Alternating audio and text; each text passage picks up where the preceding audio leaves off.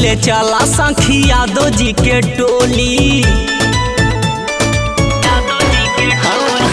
होली खेले चला सखी यादव जी के टोली।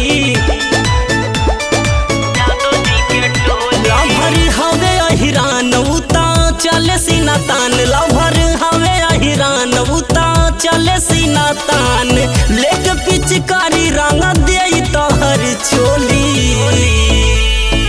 होली खेले चला सखी यादव जी के टोली। ए सखी होली खेले चला सखी यादव जी के टोली।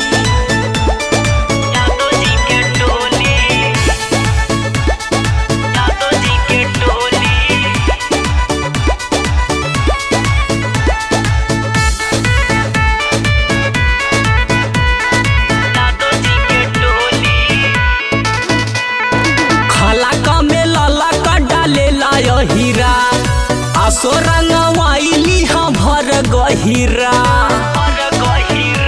ए सखी सुना हो खाला का मेला का डालेला हीरा, आसो रंगवाइली हम भर गहिरा। फगुआ के लहर हवे सारा रारा बोली। होली खेले चला सखी यादव जी के टोली। होली खेले चला सखी यादव जी के टोली।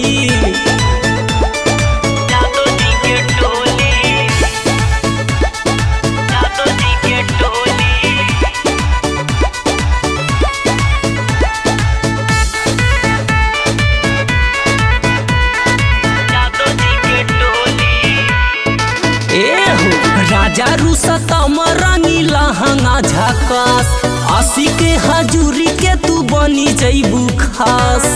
ए सखी तेने आवा हाँ राजा रुसतम रंगी लहंगा झकास, आशी के हजूरी के तू बनी जैबू खास।